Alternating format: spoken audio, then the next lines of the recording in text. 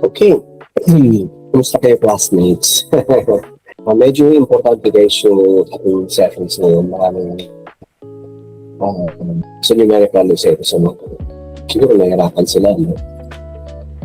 Oh. You can hear me, classmates? Thumbs up po. Okay, sige. So, it's already session 7 and session 8. Okay? Ang bilis. Session up hanggang 12 po yan lahat. Okay? So, may makikita kayo guys mga ratio proportion na ganito. Okay? Yan po. Ito po. Okay? May makikita kayo ganyan. Okay? So, ang problema lang kasi nito, hindi siya reduced into lowest term. Dapat ma-reduce siya into lowest term. Okay? So, pag ni-reduce mo yan sa 3:8, hindi pa rin. Okay? Ang lowest term niya ito, medyo mahirapan kaya sa pag-compute. Pag hindi siya na-reduce to lowest term. Okay? So, divide nyo lang ng divide. Both divide nyo lang ng divide. Hanggat sa limit siya ng limit. Itong tatlong ito, pare-parehas lang. 18:24, 6:8, parehas lang yan. Sa 3:4. Pare-parehas lang. Okay? So, pwede pa siyang maibaba. Okay? Paano pag-reduce sa lowest term? Divide mo siya sa 6. Kung anong dinivide mo dito, yan din dapat i-divide mo dito. Divide mo sa 6, 3. Divide mo sa 6, 4. Okay? Ganyan po yung pag-reduce sa lowest term. Anyway, itry nyo lang. Okay?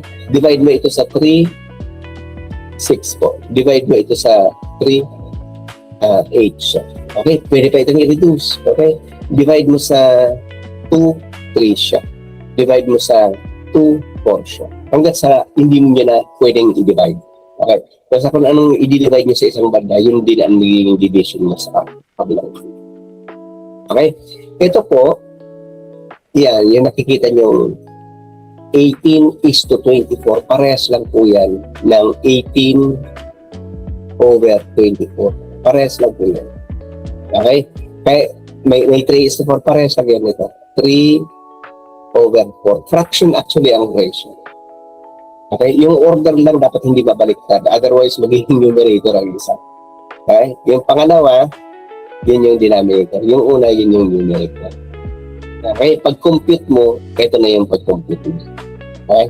Turuan ko kayo ng techniques kung paano. So, paano siya i-reduce? Ito 18/24 is equals to 18:, ang base niyan is 2. Yung dalawang column, 18:4, 24. Pag reduce niya to lowest term, divide by 6, 3. Okay? Divide by 6. Kung anong dinivide sa itaas, yun din sa ibaba. Parehas, hindi pwedeng iba. 24 divided by 6, 4. Kaya may 3 points na. Okay? So, trap, dapat. Pwede naman ito actually, it will work. Kaya lang mahahabaan kayo sa pag-compute niya. Baka maging komplikado siya, guys. Okay? Para hindi komplikado, reduce it to lowest term. Okay?